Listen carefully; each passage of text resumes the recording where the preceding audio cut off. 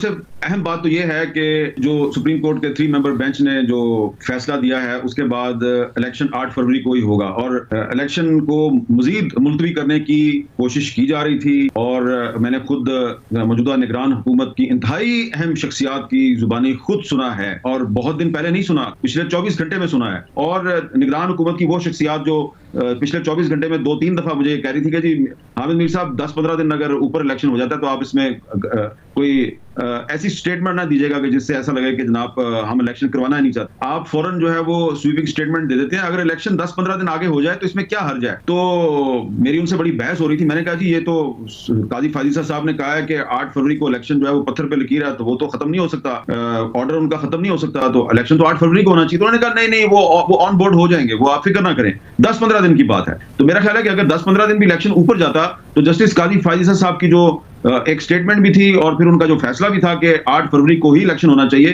तो इस पे मेरा ख्याल है काफी सारे सवाल उठते। और आपको याद होगा कि उन्होंने एंकर्स के बारे में कहा था कि एंकर्स जो हैं वो ऐसा कोई तासुर ना फैलाएं कि जिससे ऐसा लगे कि ये इलेक्शन वक्त पे नहीं होगा। तो मेरा ख्याल है कि एंकर्स ने तो तासुर इतना नहीं फैलाया, लेकिन इलेक्शन मुलतवी करने की जो कोशिश है वो कुछ सियासतदानों ने की और निगरान हुकूमत में कुछ शख्सियात जो हैं वो चाह रही थी कि इलेक्शन मुलतवी हो जाए, लेकिन इलेक्शन मुलतवी नहीं हुआ। दायर हुई थी। तहरीक इंसाफ ने ये इस किस्म की पिटीशन सिर्फ लाहौर हाई कोर्ट में नहीं डाली, वो सिंध में और पेशावर हाई कोर्ट में भी डाली है। और मैं ये समझता हूं कि उनका मकसद ये नजर नहीं आ रहा कि इलेक्शन 8 फरवरी को नहीं होना चाहिए। और पिटीशन में भी मैंने उनकी देखी है, उसमें मुझे तो ये नजर नहीं आया कि वो इलेक्शन होता है पाकिस्तान में 1988 में हुआ, 90 में हुआ, 93 में हुआ, 97 में हुआ, 2002 में हुआ, 2008 में हुआ, 2013 में, 2018 में, हमेशा कोई भी इलेक्शन करवा ले, वो जुडिशियल अफसरान करवाएं या डीसी और एससी करवाएं, उस पर एतराज जरूर किया जाता है। इलेक्शन कमीशन के जो वकील थे वो उन्होंने सुप्रीम कोर्ट को बताया जी कि जी पिछली हुकूमत के तमाम जो डीसी हैं वो तब्दील हो गए हैं। ये इनकरेक्ट बात है, ये गलत बयानी है,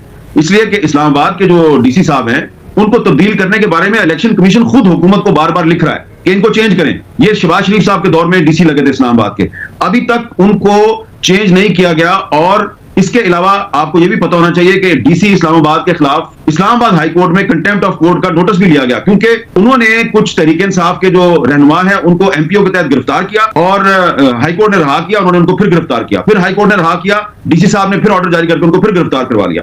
तो अब अगर वही डीसी साहब जो है वो रहते हैं और इलेक्शन कमीशन के कहने के बावजूद उनको तब्दील नहीं किया गया, तो फिर इस इलेक्शन की क्या क्रेडिबिलिटी होगी। वो 1970 के इलेक्शन में लाड़काना के डीसी ने किया था, हो सकता है कि वो 2024 के इलेक्शन में भी किसी ना किसी जिले का डीसी जो है वो काम करने की कोशिश करे, तो उससे हुकूमत को फायदा होता है, नुकसान होता है, किसी पॉलिटिकल पार्टी को फायदा होता है, नुकसान होता है। मेरा ख्याल है कि उससे पाकिस्तान की जो डेमोक्रेसी है, जो जमहूरियत है, उसको नुकसान होगा। जो असल बात है वो ये है कि ये इलेक्शन जो 2024 में होना है 8 फरवरी को, ये इलेक्शन होना था 2023 में, ये 2023 में नहीं हो सका। इसकी बहुत बड़ी जिम्मेदारी इलेक्शन कमीशन ऑफ पाकिस्तान पर आयद होती है और ऐसा लगता है कि वो या किसी दबाव के तहत या खुद उनकी बदनीति थी, उन्होंने इस इलेक्शन को डिले किया। और यही एक्चुअली तरीके इंसाफ नहीं, इलेक्शन कमीशन ऑफ पाकिस्तान किसी के दबाव पे या किसी को खुश करने के लिए 8 फरवरी को भी इलेक्शन नहीं करवाना चाहता था, इसलिए आज के दिन तक इन्होंने शेड्यूल का ऐलान नहीं किया। अब सुप्रीम कोर्ट ने कहा है तो इनको शेड्यूल का ऐलान करना पड़ेगा।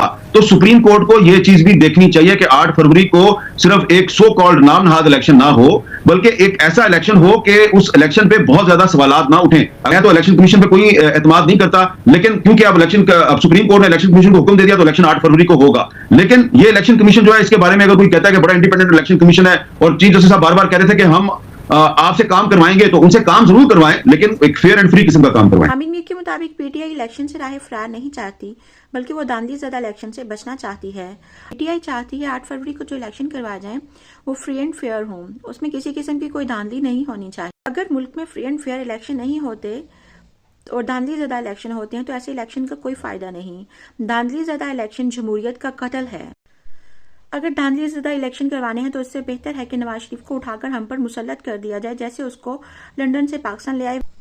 हामिद मीर को प्रेशराइज करके चुप करवाने की कोशिश की जा रही है। इस तरह इलेक्शन से पहले धांधली शुरू की जा चुकी है, तो सोचिएगा कि जब इलेक्शन होंगे तो धांधली किस लेवल तक जाएगी। धांधली करके सिर्फ और सिर्फ नवाज भगोड़े को हम सब पर मुसल्लत करने की कोशिश की जा रही है।